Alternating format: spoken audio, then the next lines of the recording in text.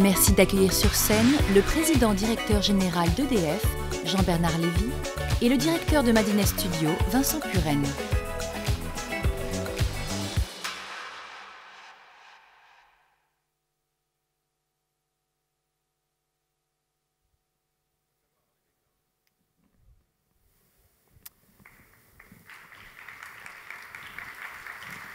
Bonjour à tous, rebonjour à ceux que j'ai eu l'occasion de voir un peu plus tard dans la journée. Bonjour Jean-Bernard Lévy. Bonjour. Merci de nous faire le plaisir d'être avec nous cet après-midi. Rentrons directement dans le vif du sujet. Un des principaux enjeux aujourd'hui, c'est évidemment de réduire la consommation d'énergie, gros enjeu environnemental. Ma question, est-ce pas un pari un peu fou quand on sait que de plus en plus de nos objets du quotidien sont électriques? D'abord, on arrive à faire beaucoup de choses, dès à présent. La consommation d'énergie, elle n'augmente plus. La consommation d'électricité n'augmente plus. La consommation de gaz est en baisse. Et pourtant, on a autour de nous, dans nos poches, chez nous, des tas de produits qu'on n'avait pas il y a 10 ou 20 ans. Et derrière ces produits qu'on connaît, il y a des data centers qui consomment énormément d'électricité, énormément d'énergie. Ça prouve que tous les efforts qu'on a faits depuis des années pour l'efficacité énergétique, eh bien cela fonctionne bien. Là où ça fonctionne un petit peu moins bien, c'est clair, c'est dans le domaine du transport. Ça fait des années qu'on essaye de rendre un petit peu plus sobre la consommation d'hydrocarbures. Là, on n'y arrive pas trop. Mais si on parle d'électricité, gaz, si on parle de la maison, si on parle de l'entreprise, on arrive déjà à faire des choses formidables. Comment est-ce que vous voyez arriver, je rappelle que vous êtes leader mondial de l'énergie, comment est-ce que sur le plan global, vous voyez arriver le numérique? J'imagine une sacrée opportunité. Le numérique, on vit avec déjà tous les jours. On vit tous les jours avec le numérique parce qu'on utilise des outils numériques pour améliorer la compétitivité de ce que l'on fait. Et puis on arrive petit à petit aussi à utiliser le numérique dans les interactions qu'on a avec nos clients. Tous nos clients particuliers, entreprises, collectivités territoriales. Petit à petit, on les met en face de sites, on leur donne des outils numériques à base d'algorithmes, base d'intelligence artificielle pour les aider à consommer mieux. Une des caractéristiques d'EDF, dans notre culture de service public, qu'il ne faut pas négliger, les Français y sont extrêmement attachés, dans notre culture de service public, on ne cherche pas à ce que nos clients consomment plus. La plupart des chefs d'entreprise vont vous dire, moi mon travail c'est de vendre plus de voitures, plus de yaourts, plus de voyages, je ne sais pas. Nous, notre métier, c'est d'aider nos clients à consommer mieux. C'est pour ça qu'ils aiment EDF et qu'ils sont encore 85% parmi les particuliers à nous faire confiance. L'un de vos principaux défis, c'est d'équilibrer la demande et puis l'offre. Le pire cas de figure étant ce qu'on appelle un blackout. J'imagine que vous avez entendu parler d'une notion qui est celle du prédictif. Comment est-ce que cette donnée, ce prédictif, peut permettre aujourd'hui de répondre à cette problématique? Le dernier blackout en France, il a bientôt 40 ans. C'était fin 1978. Il y a eu quelques petits soucis régionaux, une fois tous les 10 ans, des régions qui ont des coupures un petit peu longues. Mais sinon, on est un pays où la sécurité d'approvisionnement marche formidablement bien. Par rapport, par exemple, aux États-Unis, à la Californie, il y a eu des blackouts énormes. Le jour où j'étais à New York, il y a eu 36 heures sans électricité.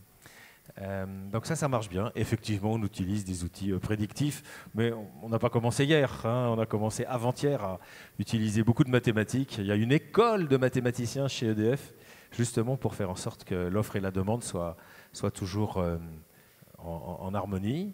Et puis aujourd'hui, on a des outils qui se sont largement perfectionnés, ce qui fait qu'on est plus efficace. Mais on a toujours su très bien prédire comment mettre en place les moyens de production pour satisfaire en permanence la demande, sans non plus avoir de surcapacité.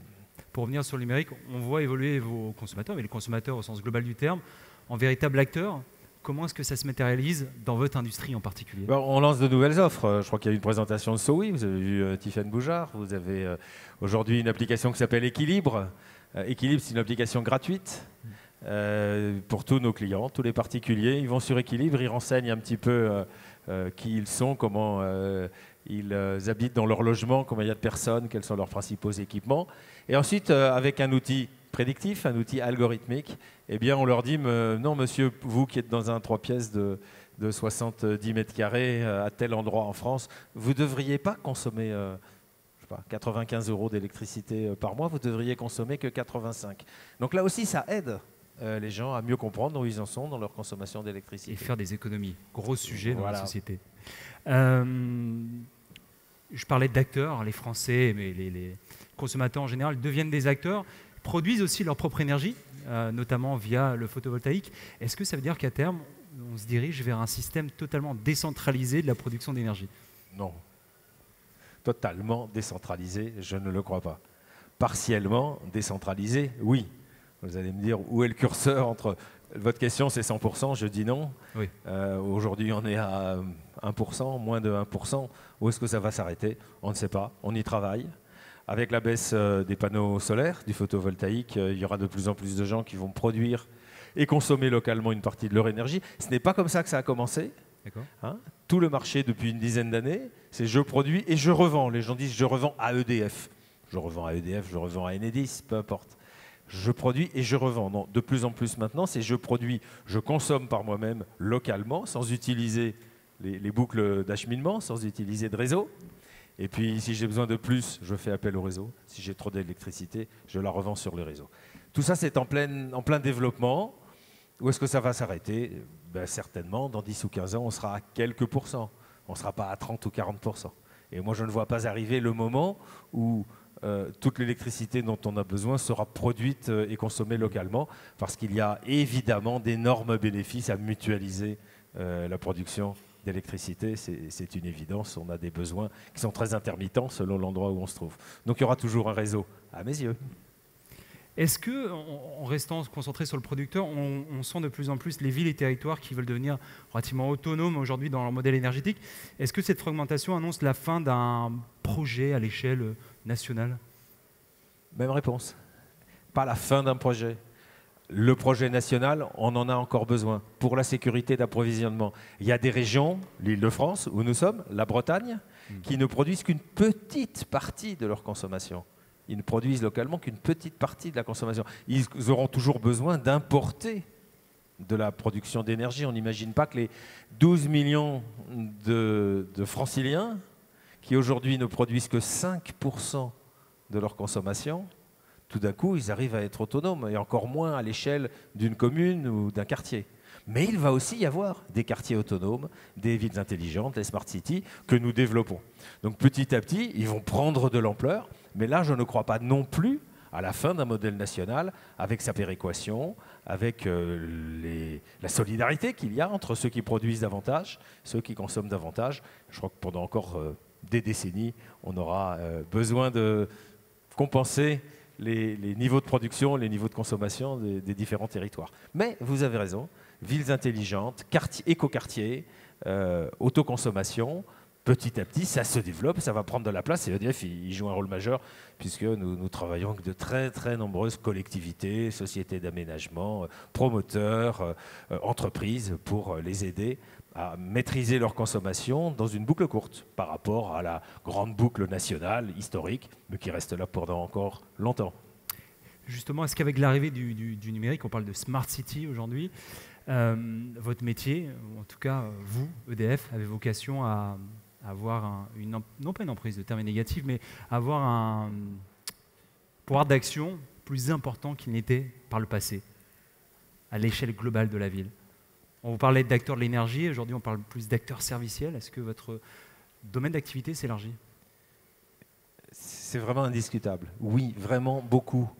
Et notre rôle dans la ville intelligente, c'est de gérer tout cet ensemble de capteurs qui vont nous donner des données, nous amener des données que nous allons mettre dans des grandes lacs, dans des lacs de données, j'essaye de trouver les mots français, on ne va pas trop parler franglais, des grands lacs de données. Ensuite, nous allons avoir des algorithmes pour organiser ces données, en tirer des informations pertinentes et faire notre travail d'optimiseur. Comment on optimise tout cet ensemble d'informations autour de ce qu'on appelle l'Internet des objets et l'application de l'Internet des objets dans le monde de l'énergie et dans le monde des territoires.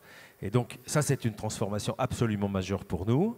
Et on a un certain nombre de projets. Par exemple, on a gagné un très grand contrat dans la ville de Dijon avec le maire qui a décidé de rassembler l'ensemble des informations de la ville dans un endroit unique pour optimiser la gestion numérique de sa ville. Et c'est un appel d'offres que nous avons gagné l'année dernière, à l'automne 2017, qui va nous permettre de faire de Dijon une vitrine de la ville intelligente, de la ville de demain, en rassemblant des informations de circulation, de déchets, de sécurité et évidemment de consommation d'énergie dans un endroit unique où on va pouvoir optimiser ça au bénéfice des habitants de la métropole de Dijon. Si je vous dis Uber, Airbnb, des grands succès du XXIe siècle, leur point commun, c'est que ce sont des plateformes. Pour garder votre leadership, question, est-ce que vous avez vocation à vous plateformiser? Alors, nous, on n'est pas Uber ou Airbnb. On est très modestement un fournisseur d'énergie pour nos clients qui multiplie les plateformes. Mais on n'a pas vocation à ne vendre qu'une plateforme. On vend des savoir-faire qui sont multiples. On sait produire de l'électricité, on sait acheminer de l'électricité, on sait aider nos clients à l'optimiser, on sait gagner leur confiance et leur fidélité. Et tout ça, nous le faisons à travers de multiples plateformes. Je vous ai cité Sowi, je vous ai cité Équilibre, pour des plateformes que nous mettons en place pour le grand public. Mais évidemment, il y a tout le monde des entreprises. Et nous sommes fiers d'avoir des solutions sur mesure pour les entreprises, en particulier les grands groupes, qui cherchent à optimiser leur consommation d'énergie, que ce soit chez EDF, que ce soit chez Dalkia, par exemple. Nous avons des plateformes en propre, un peu faites sur mesure pour nos clients. Donc, pour nous, c'est plutôt la multiplication des plateformes, mais nous n'allons pas devenir un Uber ou une simple aider plateforme. les gens à louer des appartements dans la ville où ils n'ont pas envie de passer 3 jours. Si je vous dis blockchain, j'imagine que c'est un mot qui vous parle. On parle beaucoup de blockchain dans le monde financier. Est-ce qu'il peut y avoir des usages concrets dans le monde de l'énergie? Il y en aura probablement assez vite. Il n'y en a pas pour l'instant. C'est un sujet qu'on étudie beaucoup. C'est un sujet sur lequel il y a des gens d'EDF qui commencent à se spécialiser, parce que des experts de la blockchain, il n'y en a pas tant que ça dans le monde, hein. Et donc, il faut effectivement qu'on arrive à percevoir ce que vont amener ces nouveaux systèmes transactionnels dans notre monde. Et il est vraisemblable que la blockchain, le moment venu, va pénétrer le monde de l'énergie comme elle pénètre aujourd'hui le monde du commerce ou de la finance. Est-ce qu'on peut imaginer que du coup, demain, on payera ses factures EDF avec un EDF Coin, avec une crypto-monnaie? C'est pas tout à fait la même chose. La Bitcoin et la blockchain, c'est pas tout à fait la même chose. Pour l'instant, on aime bien les euros, hein. N'hésitez pas à applaudir. Bon, vous faites partie de ces acteurs emblématiques français de la fierté nationale. Il y a un autre acteur qu'on aime beaucoup ici à la Madi Keynote, c'est Orange. Orange, cas de figure assez étonnant, acteur des télécoms, qui s'est lancé dans la banque mobile. Un sujet qui n'a rien à voir, mais c'est les opportunités qu'offre le numérique. Est-ce qu'on peut imaginer que demain, EDF, qui est reconnu pour son savoir-faire dans l'énergie, se diversifie dans un secteur qu'on n'imagine pas aujourd'hui? Et nous, on est très heureux d'être énergéticiens. On n'a pas l'intention de changer de métier. On a l'intention d'offrir davantage de services à nos clients autour d'un monde qu'ils maîtrisent mal. Pourquoi? Parce que historiquement, l'énergie, c'est un truc qu'on ne comprend pas bien, qui vous arrive à travers une prise électrique. Et puis ce qu'il y a derrière, on ne sait pas. Et les choses sont en train de changer, les gens s'approprient le domaine de l'énergie, le numérique l'aide, les modèles dont on a parlé, de ville intelligente ou d'autoproduction, font que notre modèle évolue beaucoup. Donc on a beaucoup à faire dans notre métier pour accompagner ce qui est une vraie révolution. Et donc pendant qu'on va faire ça, on ne va pas faire autre chose. Merci beaucoup Jean-Bernard Lévy. Merci à vous. Merci d'être avec nous cet après-midi. Merci à tous. Je vous propose de découvrir assez rapidement, et nous on va s'échapper, une petite vidéo qui résume très bien la vision du futur d'EDF. Merci à tous. Merci encore. Merci, bon après-midi.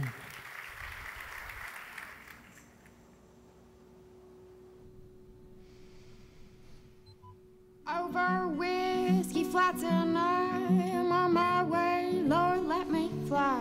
The Bosky flows and it runs dry, oh hold me down to I will die. They say she don't, they say she don't, they say she don't talk right, it's alright. Oh, let her be, let her be, let her be. It's where I take it easy out there.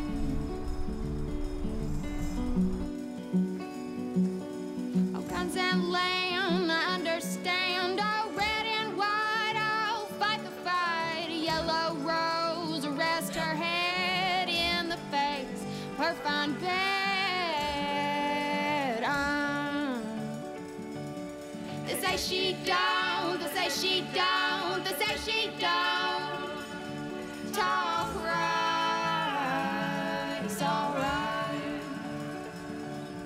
She's fine, just give her time. She's fine, just give her time. Just give her time.